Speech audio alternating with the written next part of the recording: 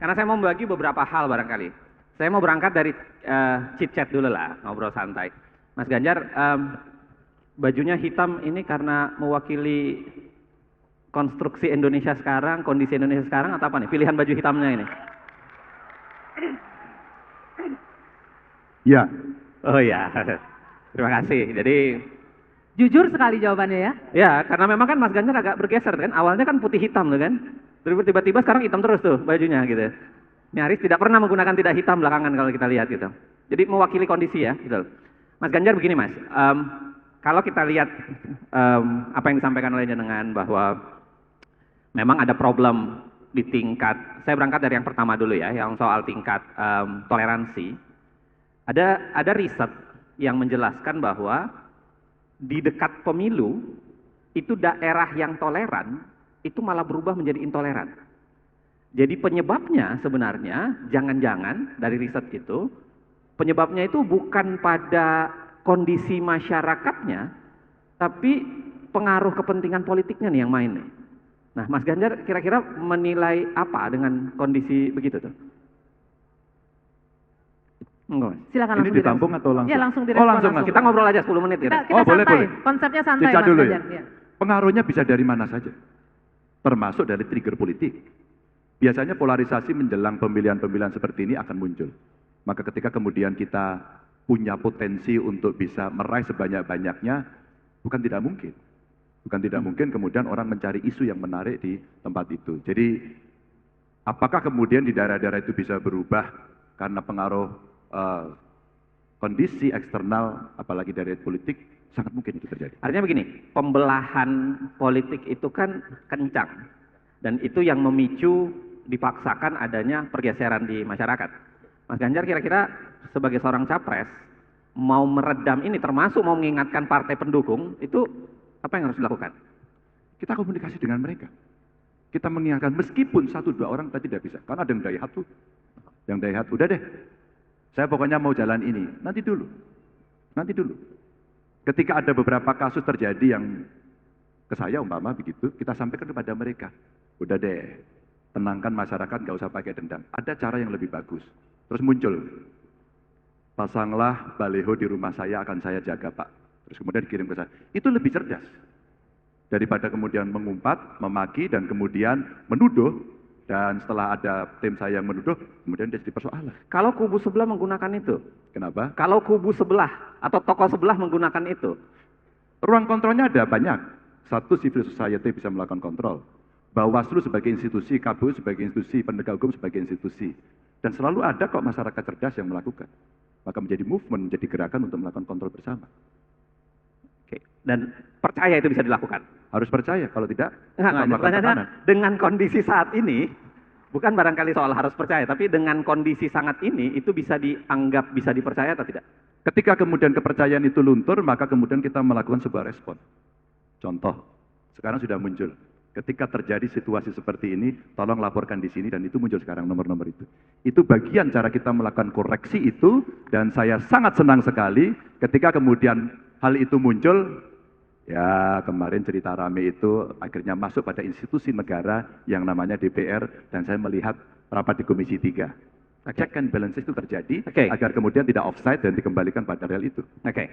Mas Ganjar, gini Ceng, akan sangat menarik bagi kita kalau kemudian Uceng mulai juga menganalisis dari apa yang disampaikan oleh Pak Ganjar tadi, agar kemudian kita tahu Pak Ganjar nantinya kalau jadi presiden, kita mau dibawa kemana? Kira-kira itu intinya. Iya, kalau bayangan kita begini ya, tentu saya ngerasa bahwa apa yang disampaikan Mas Ganjar itu kan dari awal terkesan normatif.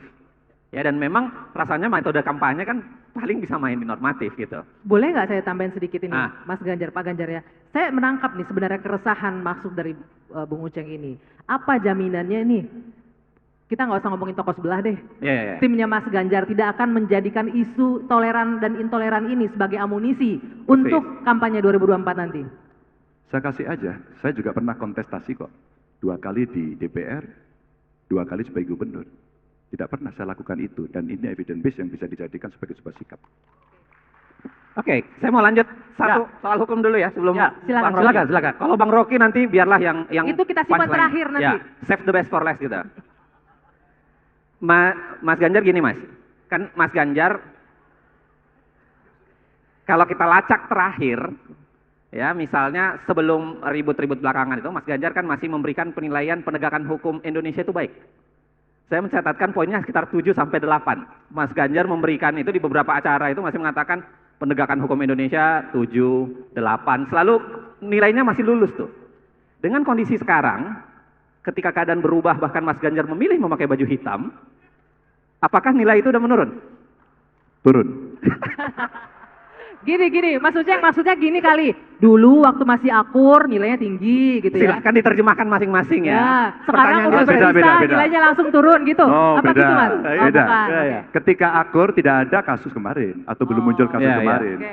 Kasus kemarin kan menelanjangi semuanya dan kita dipertontonkan soal itu. Oke. Itu Jadi aja sebenarnya. triggernya adalah kasus yang Lo kan ada kemarin muncul itu, kasusnya ya. kan? Ya. Sebagai Muncul seorang- kasusnya dan kemudian ada upaya melakukan penindakan dan ada hukumannya dan semua melihat. Dan tindakannya seperti itu dan semua terbelalak matanya.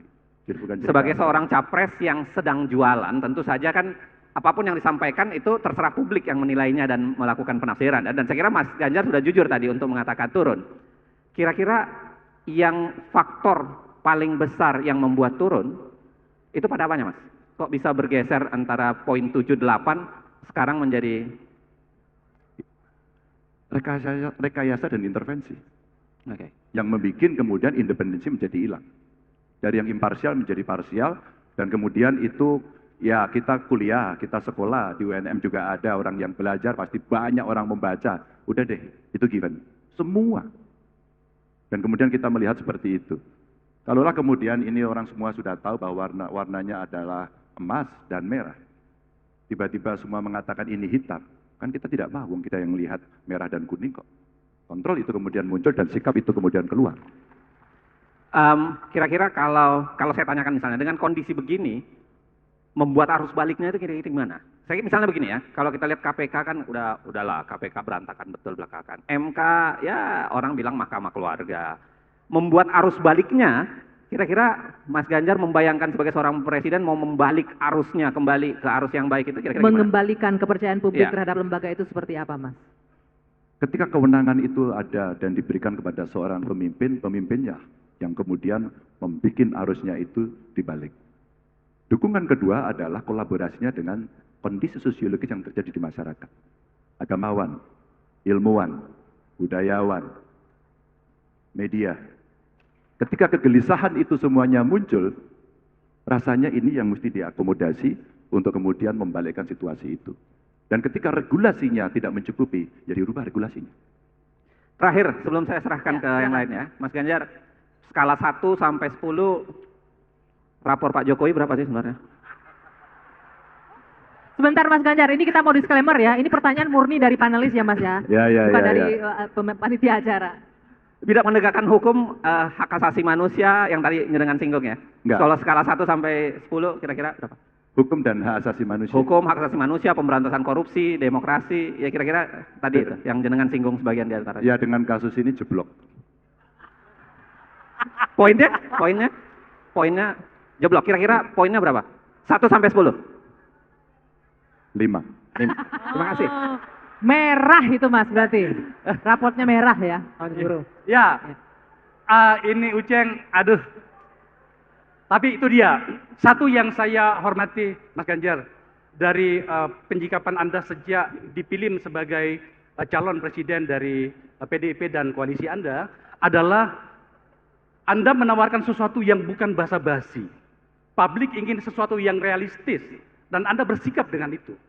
Setidaknya saya ingin memberi persaksian bahwa begitulah Mas Ganjar, kami pernah lama sama-sama 16 undang-undang yang kami bikin. Kadang-kadang beliau lupa bahwa ada beberapa hal yang tampaknya berisiko tapi dia tabrak.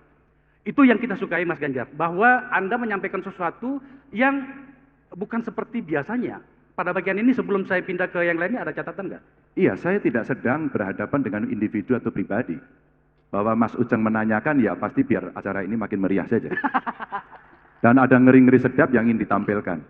Dan pasti saya akan diminta untuk menjawab setegas itu. Maka saya bilang, ya harus tegas, karena ini ungkapan perasaan saya.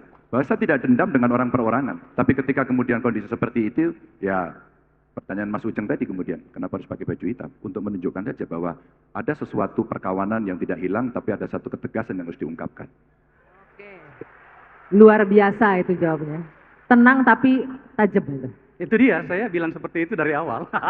Oke, kita pindah ke Mas Awalil ya. Mas Awalil, begini.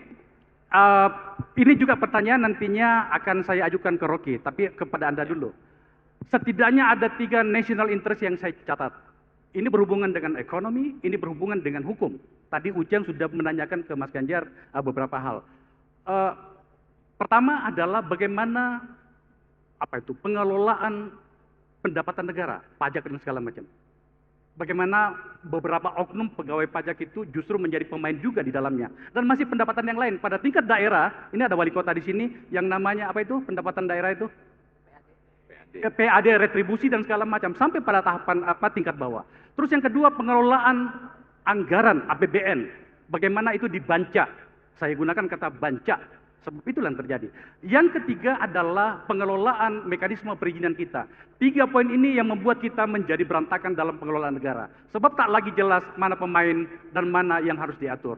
Mas Awalil, saya ingin Anda membangun narasi ini untuk berbicara dengan Mas Ganjar pada giliran Anda ini. Silakan. Terima kasih. Kalau bisa dibantu slide, bagus itu ya. Tapi itu sudah mewakili saya menanya. Selamat siang Pak Ganjar, calon presiden. Sebelum ke situ, karena temanya adalah pemerataan ekonomi dan Pak Ganjar mencantumkannya sebagai salah satu misi kan, misi nomor 4, mempercepat pembangunan ekonomi. Nah, fakta 10 tahun terakhir bahkan sejak reformasi itu sebenarnya ketimpangan ekonomi meningkat. Gini rasio kalau dipotong 2-3 tahun terakhir atau 5 tahun membaik, tapi kalau disambung 20 tahun memburuk Gini rasio itu. Dan yang lebih penting, yang paling gampang adalah jumlah uang simpanan di bank yang pecahan 100 juta ke bawah dengan yang 5 miliar ke atas itu kalau digambar, kalau Anda bisa disorot ada slide-nya, itu jauh kecepatannya. Nah, kalau kita teori ekonomi sederhana itu sebabnya return kepada pemilik modal besar itu lebih tinggi dibandingkan kepada tenaga kerja. Jadi jika yield return kepada pemilik modal lebih besar dari pertumbuhan ekonomi, itu ketimpangan pasti terjadi. Karena secara sederhana pertumbuhan ekonomi adalah terdiri dari modal dan tenaga kerja, berarti bagian tenaga kerja rendah. Pertanyaannya adalah, kita bicara mau mempercepat pemerataan pembangunan ekonomi, bagaimana sikap Pak Ganjar terhadap posisi modal vis-a-vis tenaga kerja? Itu dulu Pak, kan itu nanti panjang cerita. Posisi? Bung Awalil, sorry, posisi? Modal, khususnya modal besar, termasuk modal luar negeri, dibandingkan tenaga kerja. Karena itu salah satu persoalan paradigma Indonesia sejak reformasi, tidak hanya sama Pak Jokowi. Iya, ada 2 hal sebenarnya yang ingin saya sampaikan. Yang pertama, ketika kemudian pemerataan mesti dilakukan adalah afirmasi. Tanpa afirmasi tidak akan terjadi apapun. Tidak akan terjadi apapun. Kalau kita bicara kesenjangan terjadi, Gini rasio, termasuk Williamson, tanpa tindakan afirmasi, apakah mereka bisa mengejar sendiri? Tidak mungkin. Kita mau bicara apa? Pendidikan. Kemudian akses pendidikan kita yang tidak bisa merata. Kemarin saya ketemu dengan teman-teman umpama lah, ini representasi Indonesia Timur yang cukup maju begitu ya. Tapi yang di tempat lain kan tidak. Kenapa kemudian kita tidak bisa berikan yang lebih di sana? Agar kemudian mereka semua menyiapkan dengan baik untuk daerahnya bisa tumbuh. Ingat amanat reformasi salah satunya saat itu adalah selain KKN adalah otonomi daerah. Ini momentum. Maka pada saat ekonomi mesti ditumbuhkan, daerah kemampuannya terbatas, investasi masuk. Pilihannya tinggal 2. Anda mau padat modal atau Anda padat karya. Maka pada tingkat kebutuhan masyarakat yang membutuhkan padat karya, padat modalnya tidak di tempat itu. Ini soal pilihan. Soal pilihan. Sedikit aja saya punya pengalaman. Ketika masyarakat mengharapkan ada lapangan kerja yang lebih baik, maka saya tanya, kamu pengen jadi pengusaha, startup, atau kalian pengen menjadi pegawai? Kalau pegawai, maka kami harus menciptakan investasi lebih banyak dan memasukkan investasi itu ke tempat yang seharusnya. Kita dorong. Ada pengalaman bagus di beberapa titik kawasan industri dibikin untuk menjadi tempat pertumbuhan ekonomi baru. Pada saat kita mengundang apakah itu penanaman PMA atau PMDN, ternyata komplain mereka 2. 1 izinnya rumit, 2 KKN-nya setengah mati. Apa yang bisa kita lakukan? Saya kasih kemudian tadi super apps yang saya sampaikan itu sebenarnya ide dari Lapor Group namanya waktu itu. Agar kemudian kita bisa melakukan breakthrough di sana. Silakan Anda investasi, masuk murah, gampang. Yang kedua, menyerap tenaga kerja. Disitulah kemudian kita menyiapkan dukungan persiapan SDM agar mereka bisa masuk ke situ. Maka perlu teaching industry. Maka perlu vocational school yang connect dengan mereka. Terus saya tawarkan, udah deh dibuat aja kurikulumnya sesuai yang Anda mau. Sehingga kita harapkan satu tindakannya afirmasi, kemudian memilih mana yang padat modal dan mana kemudian yang padat karya, sehingga relasinya dengan serapan tenaga kerja bisa terpenuhi. Gitu kira-kira. Tapi yang ingin jadi pengusaha, kita treat sendiri. Oke. Ya. Terima kasih. Izin saya pertajam pertanyaan. Silakan. Karena regulasi kita, sistem ekonomi kita, fakta ekonomi kita memberi kesempatan yang lebih besar kepada modal. Jadi juga melalui regulasi. Regulasi baik regulasi pemerintah maupun regulasi otoritas moneter perbankan. Nah, sementara regulasi untuk tenaga kerja, kesempatan untuk tenaga kerja lebih rendah. Jadi saya tajam saja menanyakannya, apa yang direncanakan terhadap regulasi investasi dan soal return kepada modal Bank Indonesia ya, RBI rate, suku bunga. Karena kalau seperti itu, kebijakan afirmasi cuma padat karya dan sebagainya tidak akan memperdekat ketimpangan secara teori. Ya, kalau kemudian mereka tidak bekerja, mereka nggak bisa bekerja ke pabrik, mereka jadi pengusaha. Itu ada 3 hal. Ini praktek aja sih saya. Oh, ya. Pertama adalah ketika mereka mau berusaha, apakah mereka punya kemampuan, pengetahuan terkait dengan usaha yang mau dibangun. Product knowledge. Satu product knowledge. Yang kedua, setelah mereka bisa membangun, ternyata dia punya problem kedua. Akses permodalan. Dan yang ketiga, lain-lain yang muncul biasanya problem pemasaran, biasanya punya problem agar mereka bisa punya akses dengan Pemda yang punya potensi off-taker. Ini contoh dari regulasi ya. 40% dari APBN dan APBD mesti dibelanjakan untuk MKM. Komitmennya mana? Apa yang dilakukan? Pengalaman paling gampang, ya sudah, ini masukkan e-katalog lokal. Dampingi mereka, serap mereka. Tapi suku bunganya kan masih terlalu tinggi begitu ya. Kalau boleh potong sedikit nggak? Lalu sikap terhadap Undang-Undang Cipta Kerja dan terkait penanaman modal, sikap Pak Ganjar mau memperbaiki, meneruskan atau memperkuat? Kemarin saya ketemu dengan buruhnya menyampaikan kepada saya, Pak ini tidak adil, itu diperbaiki. Mengikuti itu pertanyaan terakhir kedua, terkait, kebetulan disebut oleh beliau di misi fiskal tangguh. Jadi tadi persis seperti yang diuraikan. Saya nggak bisa ditayang itu. Ya. Bisa ditampilkan mungkin slide-nya dari Pak Awaludin, teman-teman? Kalau punya awal boleh aja. Laju pendapatan kita itu lebih rendah dari laju belanja. Akibatnya kita defisit terus-menerus. Sebenarnya tidak masalah negara itu defisit. Kalau berlangsung 1, 2, 3 tahun. Kalau berlangsung puluhan tahun, itu berarti negara itu nggak mampu mengelola fiskalnya. Nah, utang menjadi kemestian. Sebenarnya diskusi juga keliru ketika didiskusikan adalah posisi utang. Yang benar itu diskusinya adalah beban utang. Beban utang, ya, terus.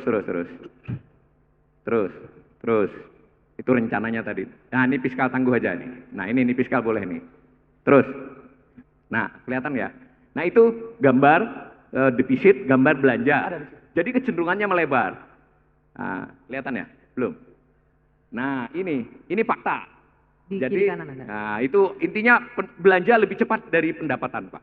Defisit mau secara persentasi maupun absolut meningkat next. Nah, maka yang kita pikirkan itu bukan utang terhadap PDB, karena bayar utang itu tidak dengan PDB, bayar utang itu dengan pendapatan negara. Ya. Itu keliru analisisnya, bukan salah, keliru kan, mirip itu.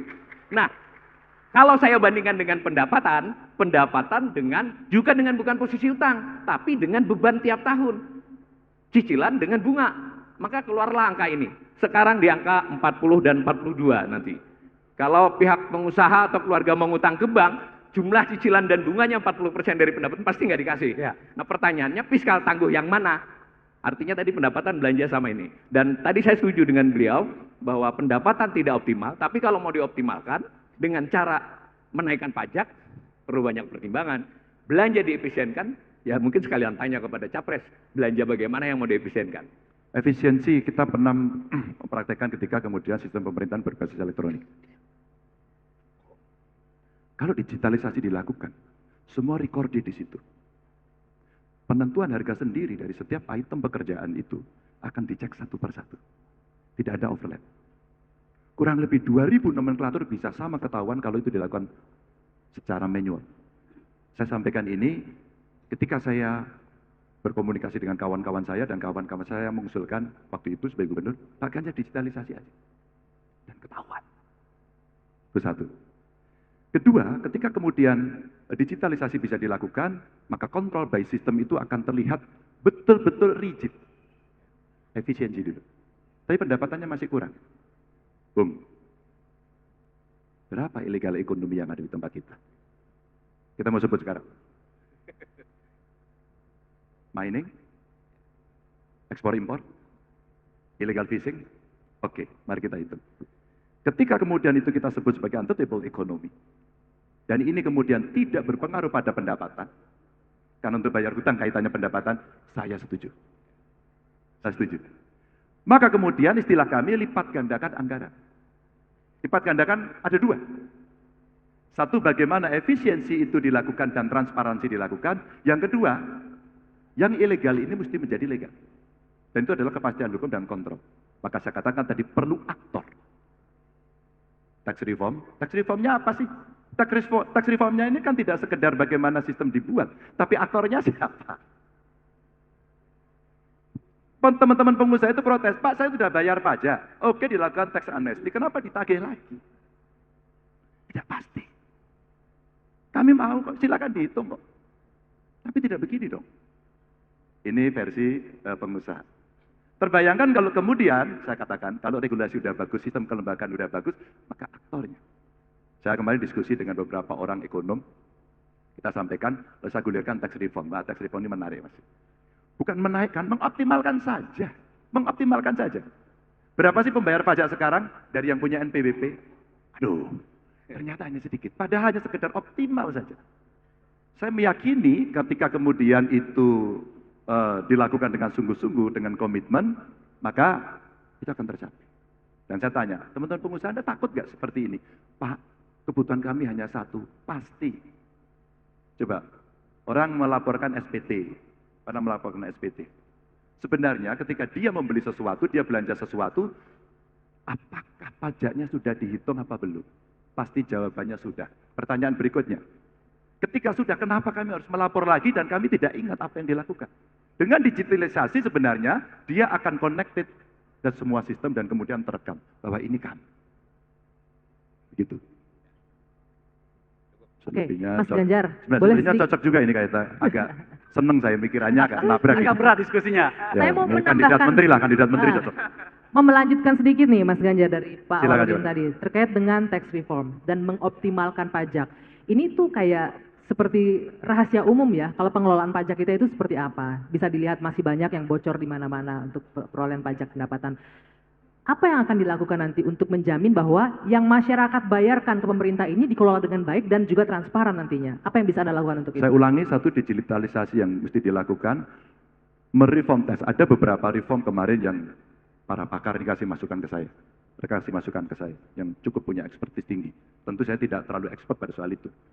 Ketika kemudian menyampaikan, Mas, kelembagaannya. 2, aktornya. 3, Presiden mesti direct langsung kepada akses itu. Jadi langsung ya mengawasi itu ya. Nah, Anda lihat pengalaman Jepang, Anda lihat pengalaman Amerika.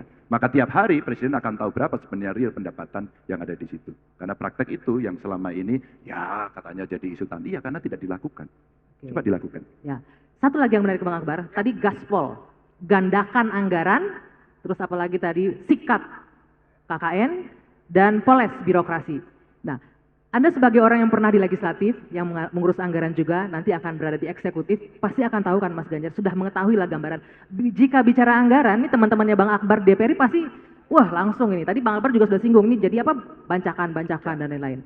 Bagaimana ketika ada konsep untuk menggandakan anggaran, tapi untuk bisa mengontrol ini juga tidak akan kemana-mana gitu. Ya, kontrolnya kan check and balances. Ada eksekutif, ada legislatif. Pemerintah itu kan prosedurnya, dia mengusulkan, DPR-nya bilang setuju atau tidak. Pertanyaannya, kalau kita menggunakan sistem yang transparan, maka publik pun bisa ngontrol. Bancaannya kan kelihatan, heavy-nya akan kemana, untuk belanja apa, orang akan bisa melihat. Memangnya kemudian civil society dan para aktivis diam saja, Pak? Enggak. Satu contoh, Pak. Ketika kita membahas seperti itu, akses masyarakat untuk bisa tahu seberapa sih rapatnya di mana. Karena pada prinsipnya sebenarnya masyarakat itu bisa melihat secara terbuka seluruh proses pengambilan keputusan. Di Jerman itu menarik, Mbak. Rapat paripurna itu gedungnya menarik, dia di bawah dan atasnya kaca. Dan penontonnya itu rakyatnya dari atas melihat ke bawah. Apa yang kalian lakukan? Simbol apa yang diberikan? Ternyata apa? Dialah tuannya, rakyat itu, dan dia boleh mengontrol kapanpun. Dan itu sistem yang akan membuat orang tidak main-main. Meskipun tentu saja, mereka akan bisa mencari celah cara-cara itu. Kita tidak akan bisa menghilangkan itu nol, tapi kita bisa mengeliminasi. Itu yang paling rasional. Transparansi ya, luar biasa. Tepuk tangan dong. Oke. Tibalah saatnya kita berbicara dengan Rocky. Saya pikir tadi tibalah saatnya akhir dari acara, bukan ya? Bukan ya, belum. Gini, Rock. Ya.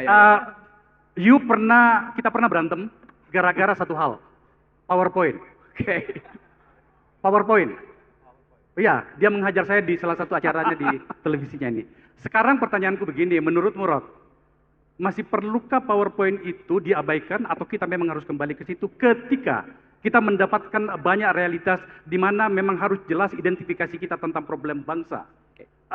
You selama ini selalu berbicara tentang perilaku politik. Tadi Mas Ganjar menjelaskan banyak hal tentang oligarki dan segala macam. Saya hari ini tidak mau berantem dengan Murad, karena saya adalah moderator. Sekarang, berikan kita penjelasan dan kemudian men-challenge pikirannya Mas Ganjar, agar kemudian hal-hal yang tidak perlu terjadi ketika jadi presiden beliau, itu memang tidak perlu terjadi. Silakan Rod. Oke. Akbar Faisal, AFU. Akbar Faisal University. AFU. Saya memang pernah berantem sama Akbar. Karena waktu itu dia presentasi pakai PowerPoint. Lalu saya bilang, orang yang pakai PowerPoint itu nggak punya power dan nggak punya poin.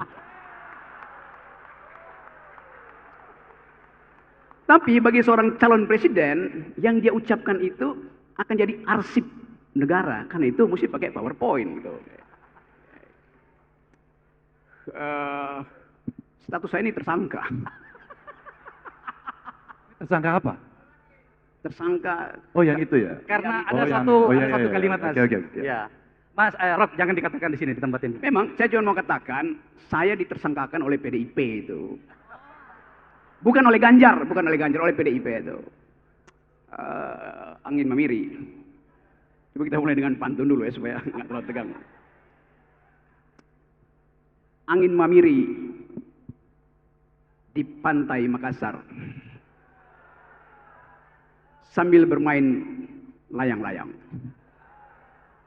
Aku berdiri bersama Ganjar sambil menunggu Anies datang.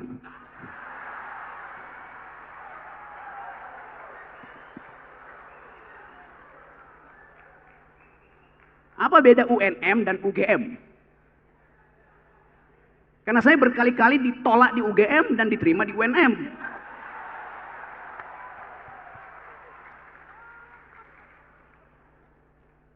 Bedanya, beda capres. Tapi saya nggak peduli dengan perbedaan itu. Saya mau berbeda di dalam upaya untuk memperlihatkan apa sebetulnya ide di belakang calon presiden Ganjar tadi.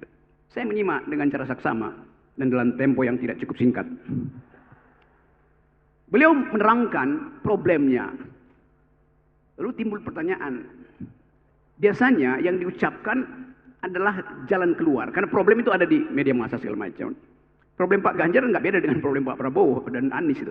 Tapi jalan keluarnya apa? Kan semua problem bangsa ini detail ada di meja redaksi itu. Misalnya, kalau kita mau supaya disability itu menjadi rendah. Kalau kita mau penegakan hukum itu naik dari indeks yang tadi.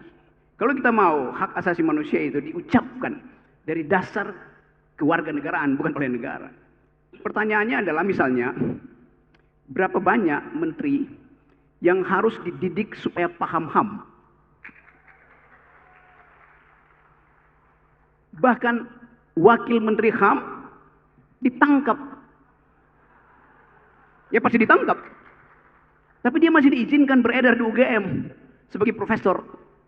Sebetulnya Begitu dinyatakan tersangka, dia mundur dari keguru besarnya. Itu problem etis kita itu, satu itu. Yang kedua, untuk menghasilkan semua ide yang diucapkan oleh Pak Ganjar, ekonomi mesti tumbuh berapa persen? Tax ratio mesti diperbanyak, melebar ke berapa itu? Kan itu hal yang mesti langsung bisa dijawab itu kan, supaya kita cek fact. Kalau katakan ya ekonomi tumbuh 5%, ya pengangguran kita, anak muda hari ini, ada 60 juta anak muda yang potensi menganggur di 2030 tuh. Ekonomi tumbuh 5%, itu artinya 5 kali 400 ribu. Setiap pertumbuhan 1% ekonomi menghasilkan lapangan kerja 400 ribu. 5% itu menghasilkan 2 juta orang. Lalu yang 58 ngapain itu? Jadi pertanyaan-pertanyaan fundamental ini mesti bisa dijawab. Per hari ini ada 19,7 juta manusia Indonesia tidur malam dengan perut kosong. Karena tingkat kelaparan di Indonesia paling tinggi di Asia. Per hari ini ada 15,5 juta anak muda mengalami gangguan mental. Dan akses pada kesehatan mental hanya 2%. Jadi ini real, yang mesti dijawab secara tuntas itu. Oke. Itu soal yang mesti kita olah supaya kita nggak beli kucing dalam karung itu. Seandainya pun Anda beli kucing dalam karung, nggak usah panik. Karena karungnya bolong, udah ketahuan kucingnya apa itu. Tapi saya mau menghormati satu prinsip yang kita kembangkan hari ini. Yaitu tadi kata Pak Nurdin, bertengkar di dalam ide, bertengkar di dalam pikiran itu. Oke, coba saya skip dulu ini. Saya mau lihat apa pengetahuan Pak Ganjar tentang keunikan Pulau Sulawesi itu.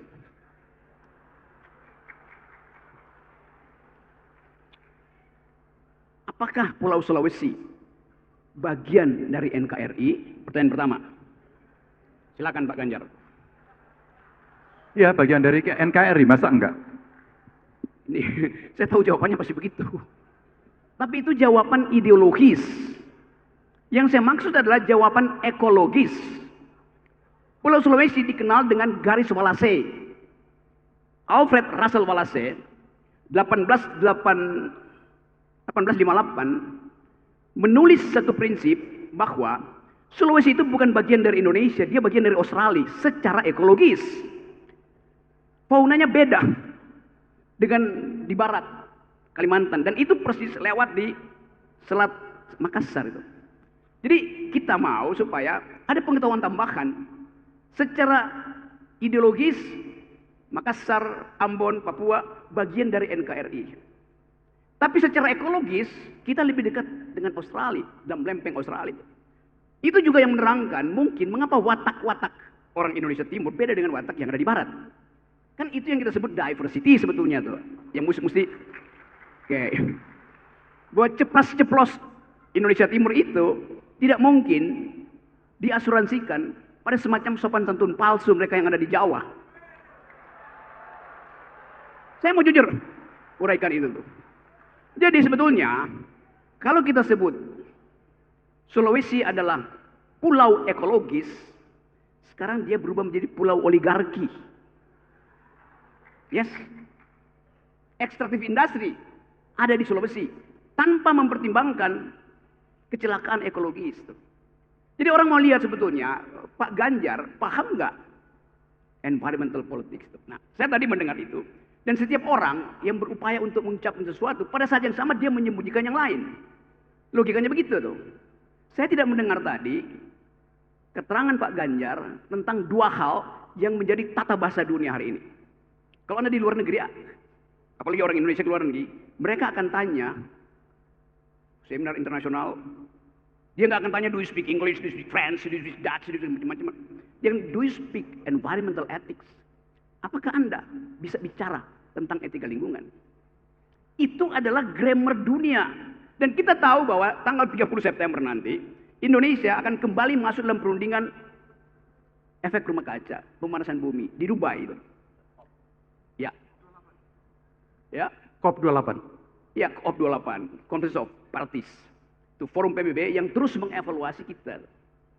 Kita mau misalnya, kalau saya tanya, apakah Pak Ganjar pro IKN? Karena IKN itu adalah sumber pemanasan global. Pak Jokowi bilang kita pindahkan Jakarta yang mau tenggelam ke IKN. Kenapa? Bukan karena Jakarta yang panas, tapi planet ini panas itu. Begitu IKN dipindahin ke Kalimantan, penggalian di Kalimantan justru memotong reboisasi, dereboisasi, menimbulkan panas baru. Kalimantan itu dijepit oleh dua panas, matahari dan batu bara. Begitu hutan dipotong, panasnya naik. Apa yang terjadi secara planetarium? Panas penggalian IKN di Kalimantan akan menambah panas di Jakarta. Jadi air es akan meleleh di kutub utara, lalu Jakarta tenggelam. Dengan kata lain, IKN itulah yang akan menenggelamkan Jakarta. Kan begitu cara berpikir ekologisnya tuh. Saya explain itu dalam upaya untuk menguji apakah paradigma kita sampai apa tidak tuh. Jadi sekali lagi, silahkan komentar secara umum, saya akan tuntut satu kejelasan berpikir pada semua calon presiden. Anies, Prabowo, semuanya mesti kita uji. Kita kuras otaknya tuh. Ada isinya apa enggak? Makasih. Ya. Tunggu Bang Akbar. Bung Rocky, perasaan tadi kami minta Anda untuk menyampaikan pertanyaan, bukan orasi sepihak. Pertanyaannya apa? Selain Pulau Sulawesi itu bagian dari NKRI, selain itu apa pertanyaannya? Saya tidak orasi. Saya kasih argumen. Oke. Ini bukan forum orasi. Semua yang saya terangkan tadi, factual base-nya di situ tuh. Nah, saya ingin seorang calon presiden itu bukan diuji datanya, paradigmanya tuh.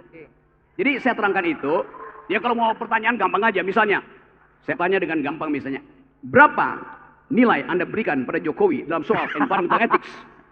Oke, kita terima argumen itu, Rok. Pak Ganjar, monggo. Selalu tertarik dengan Rocky yang apa disampaikan. Tepuk tangannya meriah. Oke, good. Anda tidak menyampaikan itu? Iya, memang tidak ada kemarin permintaannya, maka saya bilang, saya mau cerita apa? Boleh nggak yang bisa membantu saya soal ekonomi biru dan ekonomi hijau? Tapi jangan tanya data lagi loh. Saya sampaikan data itu ada selera. Pak Ganjar ngomongnya gede banget, nggak ada datanya. Oh, ini orang suka data. Tapi Bung Rocky hari ini meminta saya untuk berbicara paradigma Joki.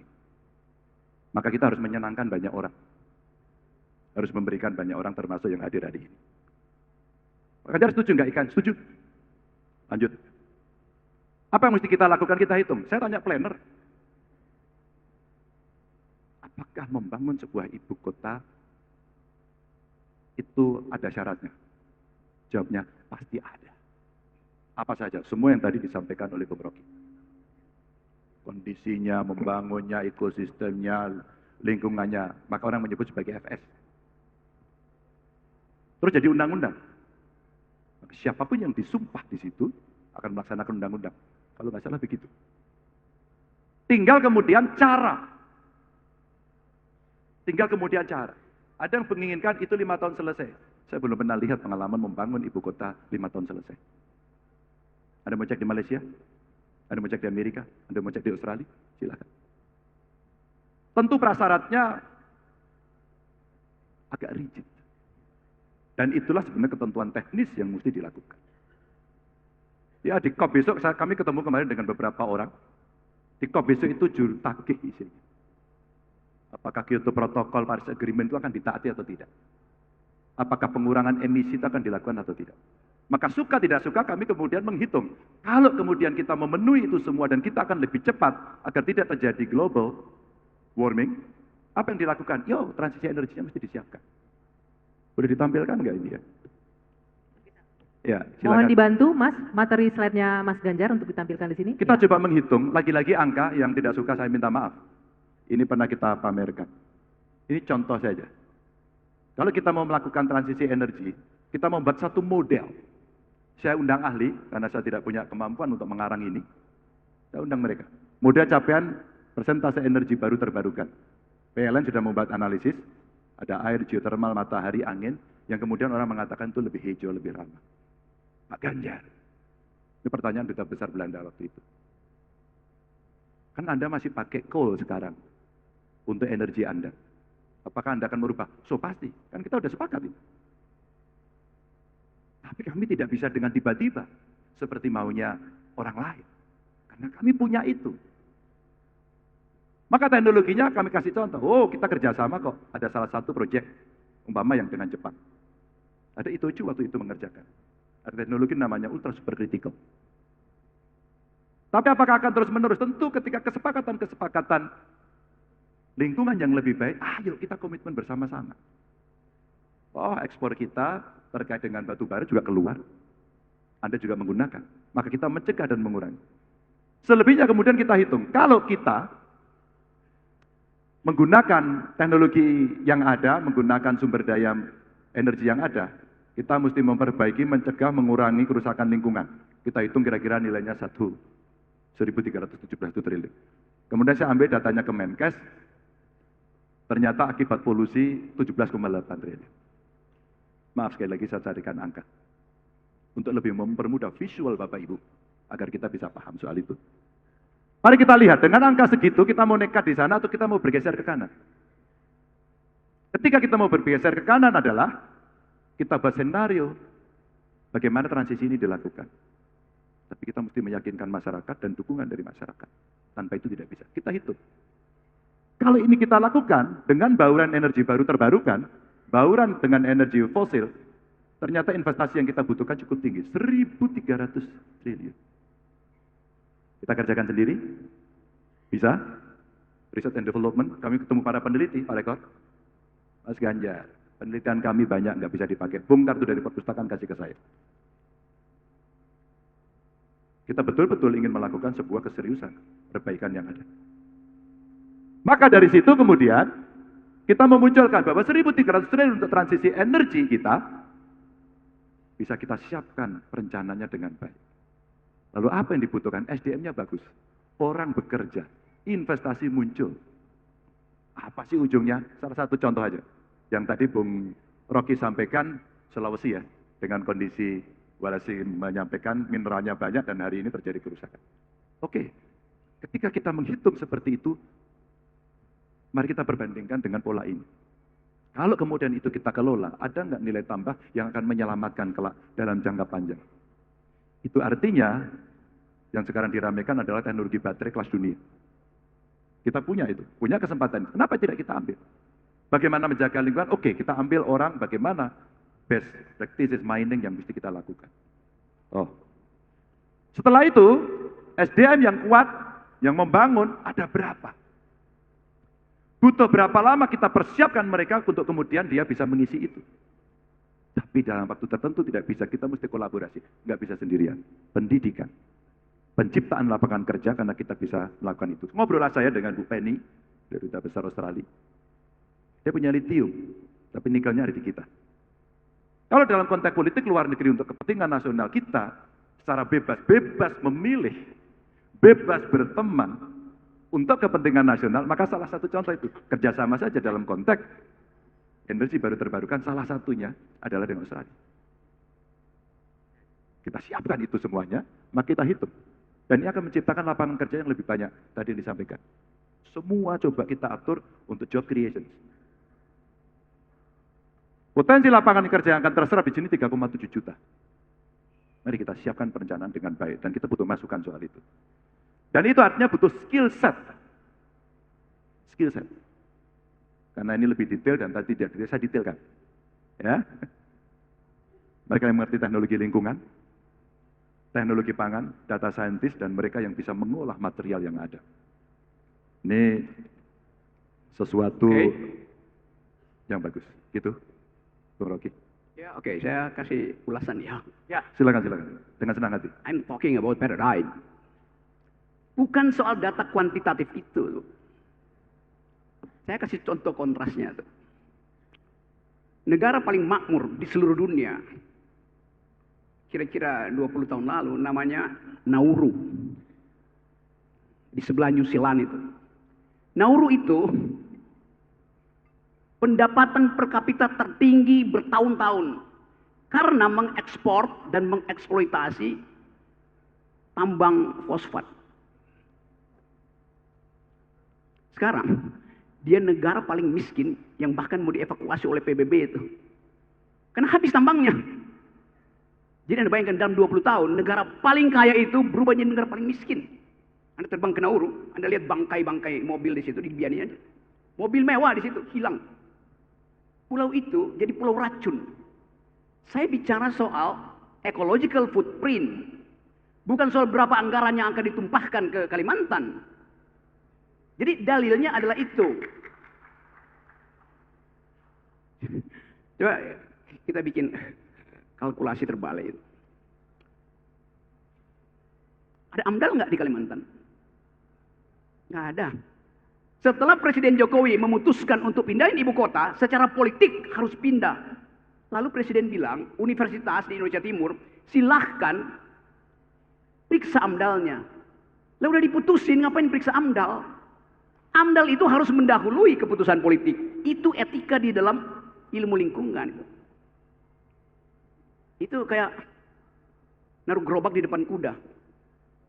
Yang ke jalan. Jadi ini soalnya tuh. Yang ingin kita tahu. Nah dasar-dasar ini, dasar-dasar berpikir ekologis, itu yang mesti kita ucapkan bagi generasi yang saya bilang tadi. Generasi yang tumbuh di dalam kecemasan ekologi itu. Kita bisa input ke dalamnya tuh seluruh APBN kita. Tetapi semakin banyak kita input, semakin kerusakan terjadi justru. Tapi Presiden Jokowi akan bilang, Rocky Gerung hoax, berbohong. Lihat dari drone. Tutupan hijau kita memang bertambah. Tapi hijau lapangan golf beda dengan hijau hutan. Logikanya begitu. Jadi sekali lagi Pak Ganjar, ucapkan sesuatu supaya generasi baru, generasi muda yang 60% masih menahan suaranya sebagai undecided voters atau swing voters itu tahu bahwa Ganjar Pranowo bicara dua hal yang menjadi grammar dunia. Satu soal lingkungan, dua soal security global itu. Oke, saya tugaskan itu dibicarakan di sesi berikutnya. Bukan di sini, tapi di UGM. Silakan, Mas. Oke. Terima kasih atas penugasannya. Hari ini saya jadi petugas Rocky. Thank you, Bung. Tapi boleh saja, dikit ya, dikit aja. Saya sepakat. Karena isu lingkungannya ada, tapi hari ini kita pada posisi ini. Nggak ada sebuah keputusan tiba-tiba terus besok semuanya energinya hijau, besok energinya biru. No. Maaf. Soal itu kita beda. Bisa ditampilkan lagi, Mas? Boleh. Ekonomi hijau kita sampaikan, saya kasih slide ekonomi biru. Mudah-mudahan yang muda tertarik. Dan ini butuh anak muda untuk terlibat. Hari ini, stand position kita adalah di sini dan akan melakukan transisi. Dan kita menyiapkan itu. Tapi tidak hari ini hasilnya. Maka kenapa saya berdiri di sini dan menyampaikan gagasan itu. Ekonomi hijaunya, saya contohkan satu saja tadi yang terkait dengan energi. Yang kedua, ekonomi biru. Ini yang terjadi. 77% wilayah kita laut. Namun sektor maritim ini kontribusi kalau kita bicara dari sisi duit 7,6% dari GDP. Ya. Dan angka-angka ini, sekali lagi saya tidak akan merepotkan Bapak Ibu, hanya untuk memberikan visual. Bahwa yang saya omongkan itu dihitung. Kami tidak asal ucap. Kami tidak mau kemudian memberikan sesuatu, ini dieksekusi apa enggak ya? Karena betul, Bung Rocky menyampaikan, kan ini akan menjadi catatan, maka sangat hati-hati. Nggak bisa hanya dengan populisme saya katakan no, sana bilang yes, saya no, sana yes. Kita balik juga gitu, nggak bisa. Ada juga wisata sebagai potensi ekonomi yang tanpa mengeksploitasi. Ini masukan dari bawah, saya tampilkan. Dari potensi yang ada ini, kita punya kok sebenarnya blue carbon credit. Anak-anak muda kita tahu ini. Tapi kita tidak terlalu optimal ini. Maka dalam konteks hubungan luar negeri, kepentingan ekonomi, ASEAN, dalam kepemimpinan kita di ASEAN, mestinya kita bisa membawa ini untuk keluar. Inilah ekonomi baru saya sebut. Hijau, biru saya kelompokkan. Dan kalau kemudian proses transisi ini dilakukan, bisa berhasil, maka tadi saya coba catat apa yang ada. Mana tadi saya tulis catatannya dari Bung Rocky. Nauru, fosfat. Dia tidak melakukan downstreaming kok. Dieksploitasi dan jual begitu saja kok. Maka apa? Sudah, dia jual, habislah dia. Kalau dalam teori ekonomi, mohon maaf kalau saya keliru nanti dibetulkan. Kalau kita ngurus usaha Bapak Ibu, kita sudah tahu usaha kita naik, kita siapkan dengan baik. Tiba-tiba lingkungan eksternalnya berubah, pertanyaannya, kita mau berbisnis dengan cara itu terus-menerus, dan tiba-tiba mati, atau kita melihat analisis lingkungan eksternal, yang kemudian kita menyiapkan kurva kedua. Maka logika berpikir kita dalam konteks lingkungan, kita sedang menyiapkan kurva kedua agar tidak decline. Dunianya membuat Kyoto Protocol, Paris Agreement, COP besok yang ada di Dubai ya, di Uni Emirat. Kita siapkan. Tapi pada sisi lain anak muda yang tidak suka bekerja di bidang itu yang mungkin itu maaf kotor dan merusak, saya ingin menyampaikan ini. Anak-anak muda kita bisa geser ke sini. Kalau ini menjadi kekuatan ekonomi kreatif yang tumbuh, maka itu menjadi sebuah deposit yang akan kita gunakan ketika situasi menjadi sangat darurat. Tapi kita bisa mengajak bermigrasi dari cara berpikir, konsep, agar anak-anak yang muda mau untuk masuk di sini. Inilah e-commerce, game, AI, kreatif, konten, ya. Dan kita punya potensi yang gede banget, 649 triliun, kami hitung. Baik, waktunya tinggal 5 menit Mas Ganjar. Saya berhenti, saya perlu berhenti di sini, atau saya tuntaskan? Kita punya energi gede banget digital infrastruktur kita. Tapi potensi kapasitas data center kita yang gedenya seperti ini, belum kita optimalkan. Maka sisa listrik yang kita miliki, kalau itu kita tarik kepada industri digital, anak-anak kreatif itu akan muncul. Boleh nggak ditampilkan? Maka secure data bisa, sustainability data kita bisa lakukan, lapangan kerja naik, upskilling SDM-nya naik, dan kemudian menciptakan pekerjaan baru untuk anak-anak kreatif. Ada nggak yang pemain lokal, pemain global tadi itu? Saya kasih contoh aja, boleh ditampilkan ya? Yang tokoh-tokoh anak muda, saya mau tampilkan saja. Ini slide-nya berbeda sedikit, tapi karena ada pertanyaan yang mengganggu saya dalam arti, oh iya ya, kita berpikir apa enggak? Maka inilah industri kreatif yang relatif menurut saya, dia tidak ikut dalam eksploitasi yang mengerikan tadi itu. Bapak Ibu, ini 100 musisi paling berpengaruh di dunia tahun 2003, salah satunya adalah Voice of Baceprot. Mungkin kita tidak tahu. Ada yang tahu? Boleh angkat tangan? Voice of Baceprot, makasih 1, 2, 3, lumayan. Ini anak-anak madrasah yang waktu disuruh latihan dia jelek, latihan maksudnya kesenian. Sekolahnya juga biasa saja, akhirnya gurunya ngajari main musik dan dia menjadi guru band metal. Pakai hijab, keren banget, silakan lihat YouTube. Saya penggemarnya dia, Voice of Baceprot. Ini ada Joey Alexander, dia penerima Grammy nomination pada saat usia 13 tahun. Anak kita, Bapak Ibu, yang begini banyak banget. Maka kalau saya bicara paradigma, transisinya tidak semudah kemudian, ya kita mau pindah ke situ, kita berpikir nanti Anda ikut enggak? Saya kasih alternatifnya untuk mengembangkan ekonomi kreatif dari sisi digital yang ada. Maka inilah yang saya bilang jago tandang, tapi ada jago kandang. Jago kandangnya apa? Bandung Base. Ini agak TX. Ini contoh aja. Ini saya kasih. Indonesia harus ikut dalam supply chain dunia. Terjadi. Ada Java Jazz Festival.